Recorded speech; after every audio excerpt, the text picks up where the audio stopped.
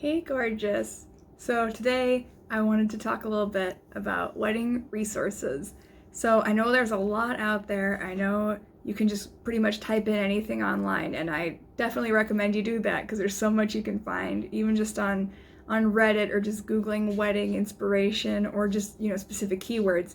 And that's great to do. But there's also other resources that I think some people forget or don't know about.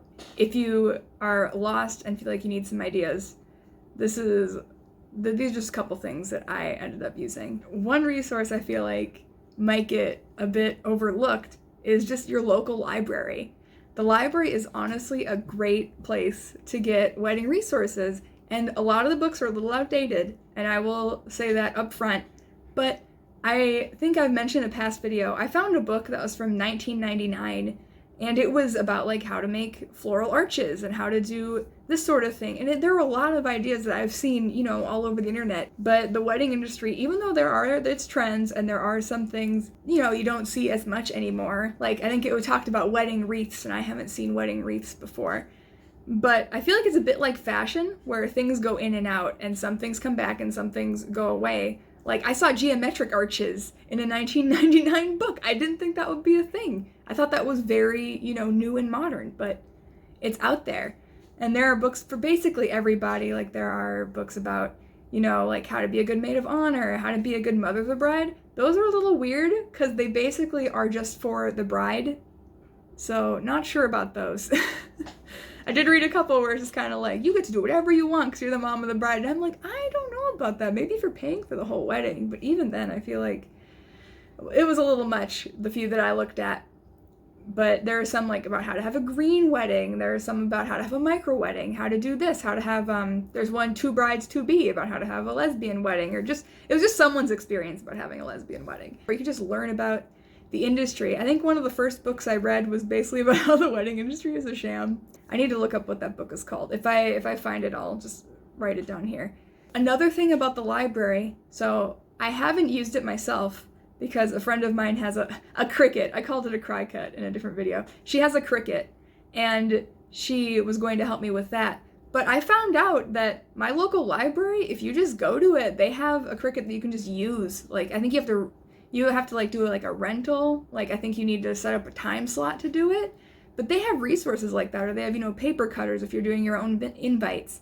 Like, if you just go and ask or look on their website, you could find things that will help you out. So definitely check out what they have. Definitely check out what they have and see if you can find anything. Another good resource is just ask your family and friends. So like I said, my friend's gonna help me with a Cricut. That same friend has a 3D printer. I have friends who know how to dance, so I asked them for ideas for moves for our first dance. My friend reminded me the other day, she said, people are there for you and they're willing to help you. So just all the worst they can do is say no, which I've heard in the past, and I sort of forget that because I'm a people pleaser. I don't want anyone to stress, but sometimes it is good to ask for help. And my mom has given me so much insight. My mom's not really like a wedding person. She's not super into it, but she very much knows how to calm my nerves, and she's been to plenty of weddings. So if I have an idea and I'm like, I don't know about that, and my mom says, oh, that's how other people have done it. Like when I was freaking out about our venue has a cash bar, and my mom and my sister-in-law and a few other people, at least in my region, this is region specific probably, but they said usually at weddings in my area they provide wine and beer, and then if you want liquor, that's cash bar, and that's normal. That's just a thing. And that's something I didn't know, especially because when I go online, everyone says cash bars are tacky. You cannot do a cash bar. You need to have everything provided. But if you ask people around you, they have a better idea of what it's like locally. And obviously, I've gotten some advice, and I'm like, no, I'm not going to use that, but I appreciate your input. And no one's pushed me back on it, so I've been very lucky in that way. But if you need advice, ask. If you don't want advice, just there are some people you might not want to ask for advice, or might have advice that you're like, that doesn't really work for me. And you might just have to give a very clear cut, oh, I appreciate your input, but we're going to go in a different direction.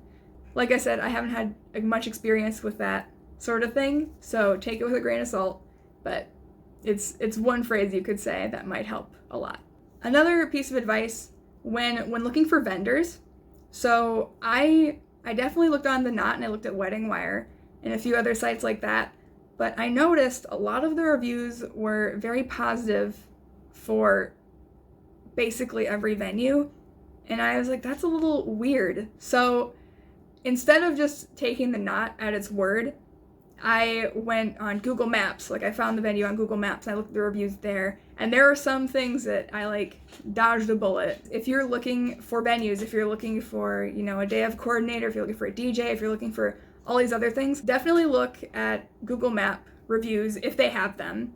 If they don't, try and find just more than one source for vendor reviews so that you aren't going with one thing, but then you find a different website completely that says bad things about them. Because you can, I think some people, I don't know if they can just contest it or if they can pay them to take off bad reviews, but there were a couple that had a lot of bad reviews elsewhere, but a different site had a lot of good reviews. Just a good thing to keep in mind, just kind of double check your resources. Another thing I did, so I'm a little meticulous with my wedding planning, and so I actually had the Knot planner book, but I don't really do pen and paper anymore. So what I did is I found that same list online and I copied and pasted it into a Google Doc. And then I found pretty much any wedding list I could, and I made my little Franken list of things you need to do for the wedding. And I compiled it by the time that I needed to get it done. And as I do things, I just slowly erase them, and I keep... Sorry, this is in a weird position. Jake just called me 3 times in a row because he couldn't remember my Subway order. So I had to, like, finagle this a few times. I can't remember where I was, so I'm just going to start from the Word document I was just talking about. So a lot of things were organized by month, and I decided to split it into weekly sections so that Jake and I just had, like, our 1 day a week. Every week, I put a couple things under it, because otherwise, if I did it by month, there were, like, 15 things, and that was too much for me, and I couldn't handle that. So I split it up like that. I added a little list of things that we need to ask the venue, the DJ, and the photographer and videographer. They're not pressing issues, so I'm just leaving them here for now until the next time we need to, like, communicate with them. But I have that little list, and I've made multiples of those over the time that we've been doing this. And we also have a separate area where I just put, like, an itemized list of expenses, so how much we've paid on everything for the wedding. I have a separate Google Doc that's our special day playlist, so I wrote out all the songs, like, and what ones we were going to use for what thing. And I have another separate doc that I haven't shared with Jake that is vows, because I want to work on my vows, and I'm also going to write, like, my wedding speech in there because I want to, you know, thank the guests at the reception. And another separate doc that is our ceremony, because I copied and pasted a bunch of different ceremony ideas, and we have our reading, and we need to print this out because a friend is officiating. So I wrote that all out and have that saved and sent to Jake and our officiant so that we can edit stuff or put things in as we please. So I've been using Google Docs for that just because it's easier to have it all in one place if I do need to share it, because everything besides the vows I have shared with other people. And my vows too, eventually I'm going to share with the officiant. Jake and I plan to share the vows with him so that he can look over them and tell us, you know, oh, hers are a little longer, which is probably what's going to happen. Like, hers are a little longer, you should shorten them up so they match Jake's on that side. And or like, oh, his are a little too silly, like maybe you should put some jokes in yours, or he should make it more serious or something. Like, whatever insight he can give us will be helpful. So it's nice to have them all there so we can all just look at it together and see what we need. And the other thing I've done is a few of the big ticket items. So this is a little more obscure. There is a website called Habitica. It's a, like, how would you call it? It's... Sorry for the abrupt shift, but I thought it would be easier to show you. I wasn't sure if what I was saying was coming across. So this is Habitica, and I'll just give you a brief overview of everything. There's my little character with its HP and XP and all the other things. And so there are habits. These are things you can do multiple times a day. So, like, this one, if I put money in savings, I click this and I get points. And if I take money out of it, I click this and I lose points. That's generally how it goes. You can organize by, like, oh, what am I doing bad in, so you can work on it. Or you can put it by, oh, how am I doing in these areas? Like, oh, which ones am I best at? I keep it by all because you can drag things around and organize it, and I like to have them in a certain order. Then there are dailies, so you can put all of your dailies, and this is everything I need to do. Some of them aren't every day, like change the brush head on my toothbrush, that's a once every 3 months thing that I do. But some are dailies, like I do the Wordle every day. I like to organize this by do, however, because then I know what's left to do and not just this giant list of everything I have done. And then there's to-dos. This is the main one for wedding planning. So these are things where you can put a due date on it, like this is due in a month, even though I'm working on it today. Or you can just leave it and not have anything at the end of it and just keep it open-ended. And then there are rewards. This is what I was talking about, where it's like, okay, well, I would like to drink some alcohol, so there's my gold, and if I would click this button, it would go down to like 700 gold. And I would have less because I used it to have my reward. So that's a brief overview. And I mainly like to use this because I like the satisfaction of clicking stuff off. I sort of use the gamified aspect of it, but I just like to-do lists, and this is once I got used to it, this became a very easy to-do list for me to use.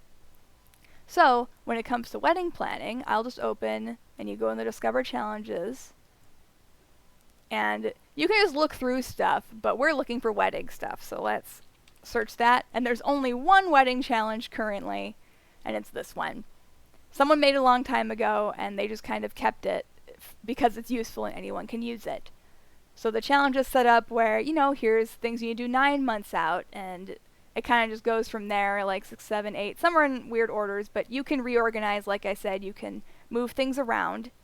Not currently here, so what you need to do is at the top, it says Join Challenge, so you can click that. I already have it, so I click to join the challenge, and then I'll see if I can find one of the tabs. So yes, so right here I have like finalized ceremony readings, and this is one I added myself, make centerpieces. And I could just organize it however I wanted and keep it. And I put the dates that was 3 months before for me, so I knew, so I didn't have to try to do the math every time. So you can join the challenge, but then you can leave the challenge and keep the tasks. And that's what I did, because there are some tasks that I didn't need to do, like one was like finalize things with hair and makeup artists, but I'm doing my own makeup, so I did not need that task. And you can add whatever task you need. Like I still need to, what do I need to do? I need to address invitations. So I can add that.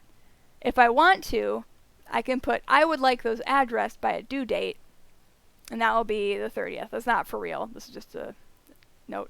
And I can also change difficulty, so I can make like, oh, this will be super easy, or it'll be hard. And the difference is if you keep it as like trivial, it won't give you as much gold and XP. But if you put it as hard, it will give you a lot more to make you more motivated to do it if that system helps you. So I'll just put it as hard, and I'll save it. And honestly, the due date, it will stay there. If you're past the due date, it's not like it will go away.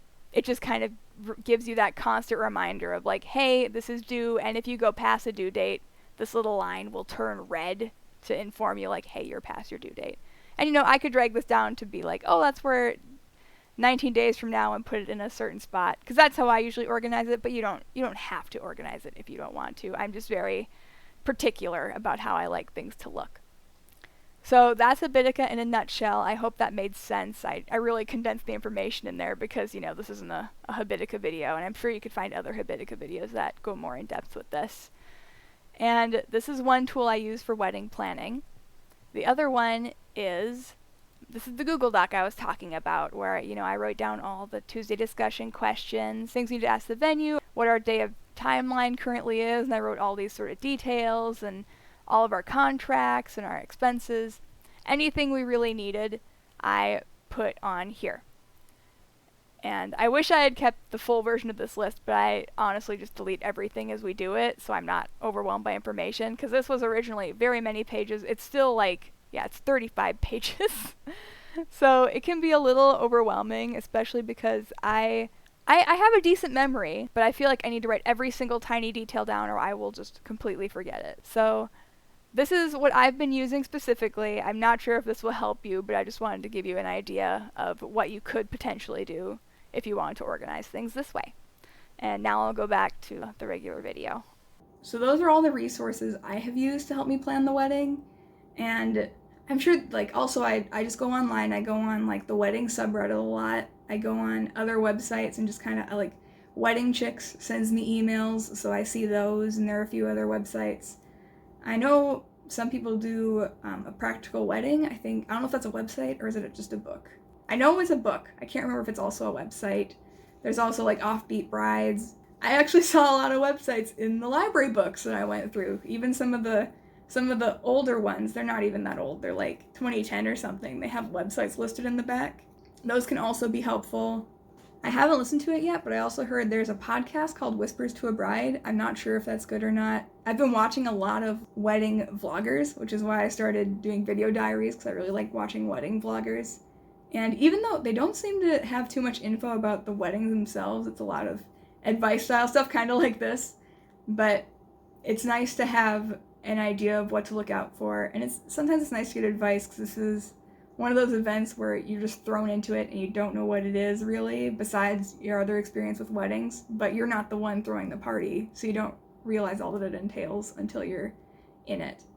And also, if you have ideas, just go for it. Like, you don't have to do anything that you see on these websites. If you have an idea, just like give it a shot. I know I've seen people post things that are like sort of unpopular ideas, but I don't see anything wrong with like if you want to like sing at your wedding, just do it. Who cares? People are like, oh, that's cringy, but whatever. If you like it, do it. Like, a lot of people say, like, oh, they're anti-favors and they don't want favors. I'm not doing favors either, but if you like the idea of favors and you have, like, a cool idea for it, go for it. If you have an idea that you've never seen before, but you think it might be fun, like, why not give it a shot? There's a lot of talk about, like, oh, you should be unique and you should do it the way you want to do it. But then as soon as you give a weird idea, people are like, I don't like that. That's a bad idea. You shouldn't do that. But just go for it. And if you have all these resources behind you, you probably have, like, even if you don't use that idea, it kind of gives you a basis, like, well, that worked, and it's sort of similar to this idea I have, so I think this will work instead. So you can do it that way. All right, well, that's all I have for today. I hope to see you in another video. Bye!